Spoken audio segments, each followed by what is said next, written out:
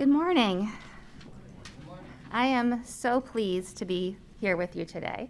My name is Laura LeBrun Hatcher, and with my husband Brian, I run a small design firm just outside of Baltimore where we're also raising two amazing kids. My daughter Olivia is here with me today. She's about to start pre-med at Johns Hopkins University in just 2 weeks. My son Simon is at a doctor's appointment with his father right now. Simon is 15 and he has the best laugh you've ever heard. He also has hydrocephalus, cerebral palsy, epilepsy, autism, vision and hearing loss, a unique genetic disorder, physical and cognitive disabilities. You could say he has a few pre-existing conditions. In fact, everyone in my family has pre-existing conditions, from my husband's high blood pressure to my asthma. Olivia doesn't even have a spleen, which is another long story. My family needs health care, and we need the protections of the Affordable Care Act to ensure that we can access that health care. Simon recently became eligible for a Medicaid waiver thanks to the ACA's Medicaid expansion. Having home and community-based services through Medicaid has been life-changing for him. As small business owners, the only way that Brian, Olivia, and I can access health insurance is through the ACA's exchanges. Every year, during open enrollment, we choose the plan that works best for our family. Thanks to the ACA's guaranteed essential health benefits, all of the plans are good quality. However, I can't say they've always been affordable. As a middle-class business owner, my family didn't qualify for any subsidies. Every month, I would put our insurance payment of about $700 on my credit card. Most months I could pay it off, but sometimes, especially during the pandemic when our business came to a standstill, I couldn't. Those months, we would accrue debt with interest, and I would accrue just a little bit more anxiety. When Congress passed the American Rescue Plan, I knew that it included funding for Medicaid and the ACA, and I was thrilled to hear that they opened a special enrollment period to help more families like mine access the health care that they needed during a pandemic. I also hoped the ARP might help my family a little bit too. Well, it helped a lot. My health insurance now costs $600 less a month. That's $7,200 that I don't have to put on my credit card this year. That is affordable insurance. That is access to the health care that my family needs. That is peace of mind. I hope that the subsidies become permanent, especially as I'm putting a kid through college. I also hope that in our country, access to health care becomes the right that I believe that it is.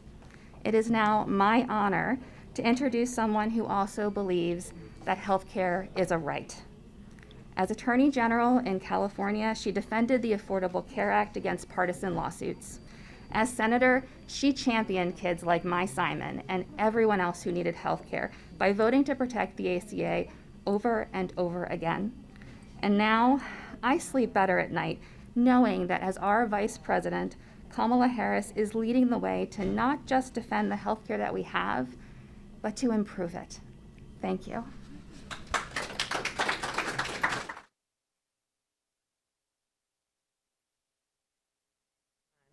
Good morning, good morning, good morning. Laura, thank you for that. And where's Olivia? Congratulations. Congratulations. How about that? And give your brother Simon my best, okay? Thank him for his courage. So thank you all. It's so wonderful to be here, and thank you for telling your story and sharing your story. That I know it takes a lot out of you, but your story is sadly a common story, which is how families struggle, but also the strength that families show in the midst of that struggle that inspires so many others. So thank you for your inspiration. Vincent Keene, Dr. Jessica Henderson-Boyd, thank you for all that you do, and thank you for welcoming us this morning. And on this National Health Center Week, let me thank all of the healthcare workers, the technicians, the administrators, the custodians, nurses, and doctors who keep our community health centers running and keep our community health centers as part of the fabric and the trusted centers of leadership in our communities. It's so good to be here, And it is wonderful to be with you because there is so much to talk about that is based on the work that you all do every day. And we're talking about health care, an issue that is as personal as it is important. President Joe Biden and I believe that health care, for that reason, must be a right, not a privilege, a right, to which all people are entitled. We also believe health care, in the form of health insurance, must be affordable for all Americans. Affordable health insurance gives people the opportunity to determine their own future. You know, I believe strongly in this concept of self-determination, the importance of allowing people the ability to have control of their own lives, to make the decisions that are relevant to themselves and their families. And on this issue of affordable health insurance, this is one of those points. When people have affordable health insurance, they have the opportunity to make decisions about their life. They have options. But without affordable health insurance, those options are limited. And life can then be daunting.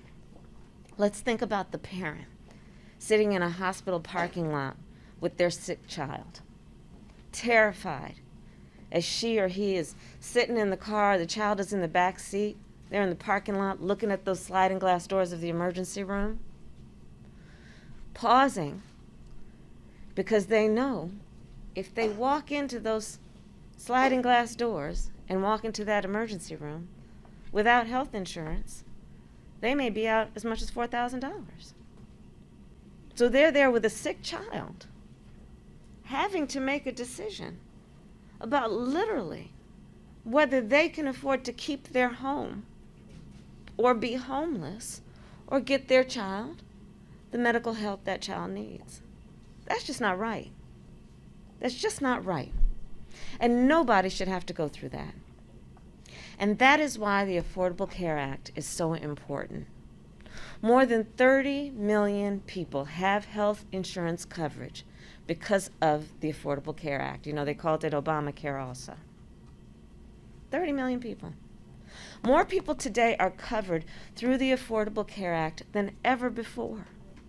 And President Joe Biden and I are purposely and intentionally building on its success to further bring down health care costs. In February, we made the decision to open a special enrollment period through healthcare.gov. You know, I came with a website. Healthcare.gov, so that all Americans would have the opportunity to sign up for health coverage.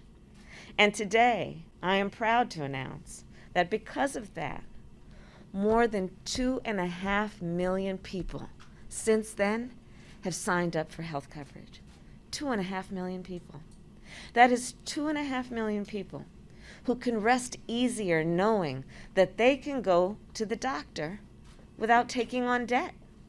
Or heaven forbid, if there is a sudden accident or illness, that they can get the care they need. And I don't need to tell anybody here, this is especially important now, while we are in the middle of a major public health crisis. You know, a lot of people put off going to the doctor this past year because of the pandemic. People missed their regular appointments, be it for a mammogram or just checkups in terms of their progress in terms of cancer. Some had to ignore the symptoms and the signs and the pain that they were experiencing because of that. And people without health insurance could continue to suffer. And that is why we are encouraging everyone to sign up. On Sunday, August 15th, the special enrollment period will end. On Sunday, August 15th, the special enrollment period will end. That's 6 days from today. So if you need health insurance, please visit healthcare.gov. Do not wait. Sign up today. And now we know that when people have the opportunity to sign up, they do. And that is why we're here today and why we have to continue to get the word out over these next 6 days. The demand is there, by the way. The demand is there. We saw that when we extended the open enrollment period and 2.5 million people signed up. So this is the thing that we do know. People want affordable health coverage, but we just have to make it accessible. And we have to let them know it's available. So through our American Rescue Plan, we have lowered health care costs with new tax cuts, and healthcare.gov consumers have seen their premiums drop by an average of 40%. For folks returning to the exchange, that is an average savings of $40 a month. For a family of 4, that is almost $2,000 a year. And that financial freedom can make all the difference. America, the President and I are just getting started. This week, the Senate will begin to vote on our administration's Build Back Better agenda, and a big part of that agenda is lowering health care costs. The tax cuts that I just mentioned are giving our nation's families much-needed relief. Our administration is pushing Congress to extend those cuts to keep premiums low. If we are able together to do that, 4 million additional people will get covered. 4 million additional people. And the 9 million people currently saving money will keep saving money. But if we do not extend these tax cuts, people will lose out. And they will probably lose their coverage. So we have to get this done. We also must work together to call on Congress to advance other components of our Build Back agenda, to expand Medicaid in every state. To expand Medicaid in every state. People live in every state. That's the logic. To include dental, vision, and hearing services with Medicare coverage. You know, I don't have to tell you how much and how expensive that is, especially for our seniors. And it's all about their ability, again, back to that point about self-determination, to be able to be independent, to be able to enjoy life. But with, hearing aids costing thousands of dollars, being shut out of what they are entitled to have in terms of a quality of life. And to change the law, then, which is what we need to do, so that we can finally negotiate lower prescription drug prices for seniors and families. These are the things we are urging Congress to do. And I don't need to tell you, it's long overdue. So I do believe we can get this done. I know we can get this done. And this brings me back to you, to the importance of our community health centers. Community health centers are a testament to our ability to accomplish big things and build on those accomplishments. Community health centers began in the 1960s as part of President Lyndon Baines Johnson's War on Poverty. Sadly, that war on poverty was short-lived, but there were some important components which lasted, including community health centers. And then decades later, President George W. Bush built on President Johnson's vision, pushing for a major expansion of the community health center program. And then fast forward to President Obama and then Vice President Joe Biden, who increased the funding for community health centers during their administration. And now our administration has provided $6 billion to community health centers. And I'll tell you why. You provide a critical service. You keep our families healthy. You provide a place where people know they will be treated with dignity and with respect, which all human beings deserve. They know they will walk in these doors and be in a safe place without judgment, where they can be, especially for any of us when we're talking about healthcare, can be vulnerable and at the same time be treated in a way that helps alleviate pain and extend life. This is the work you all do every day.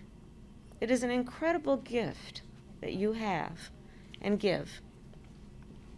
And I know it takes great sacrifice to do this work, and especially over this last year and a half. So on behalf of the President and me, we thank you on behalf of our country and all our communities for the work you do. And let us remember that as we work to lower healthcare costs, it is also the work of saying, I see you, I hear you, we are all in this together. And in that way, we will be stronger as a community when we touch and have impact on all communities. Our society benefits and our country benefits. So thank you all for the work you do. Please, to everybody, let's pass out and pass on the information. Sign up for coverage at healthcare.gov by August 15th. And with that, again, I say thank you. May God bless you. And may God bless America. Thank you all very much. Thank you.